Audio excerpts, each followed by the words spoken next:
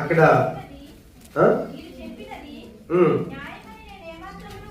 ఒప్పుకొనను, మరణ మగు వరకు నేను ఎంత మాత్రమును.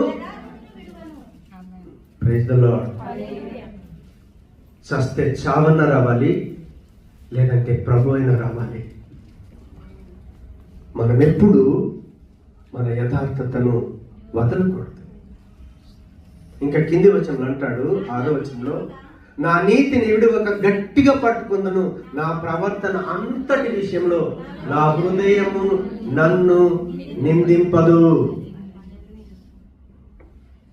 మీరు మనసులో దేవుని దూషించినా సరే మీ మనసాకి మీకు చెప్పుతలే. కానీ యోబు హృదయం చూడండి, తన హృదయం తనను నిందించకుండా దేవునితో ఉన్నటువంటి రిలేషన్షిప్లో, దేవునితో ఉన్నటువంటి సంబంధం విషయంలో, దేవుడు తనకేమై ఉన్నాడో, తనకు దేవుడు ఏమై ఉన్నాడో ఎరిగిన వాడై ఎక్కడ కూడా దేవుణ్ణి దూషించలేదు. నాకెందుకు ఇలా చేశావని ఆయన ప్రశ్నించలేదు దేవునితో. కాబట్టి చివరికి అదే యోబు 42:10లోకి వెళ్తే, ఆయన ఈ శ్రమలు రాకంటే ముందు, ఈ పరిస్థితులు రాకంటే ముందు తాను ఎంత ఐశ్వర్యవంతుడిగా ఉన్నాడో అంతకంటే రెండంతల ఆశీర్వాదాన్ని ఆయన పొందుకోగలిగాడు.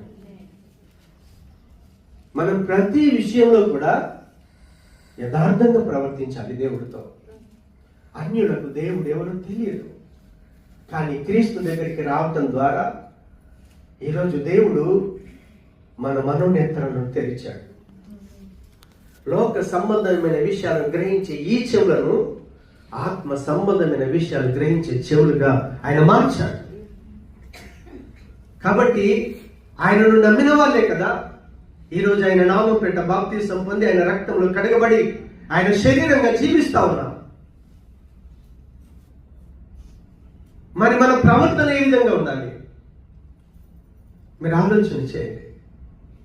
దేవునికి స్తోత్రం. ప్రభు దగ్గరికి వచ్చి అన్ని కావాలని అడుగుతాం. ఆరోగ్యం బాగాలేకపోతే ఆరోగ్యం, ఒకవేళ ఆస్తి కోల్పోతే ఆస్తిని అడుగుతాం, ఆధ్యాత్మికంగా దిగజారిపోతే ప్రభా నేను ఇంకా ఎదగాలని అడుగుతాం. కానీ ఏ విషయాల్లో ఎదగాలన్నా ఖచ్చితంగా మనం యథార్థంగా ప్రవర్తించవలసిందే. దేవునికి స్తోత్రం.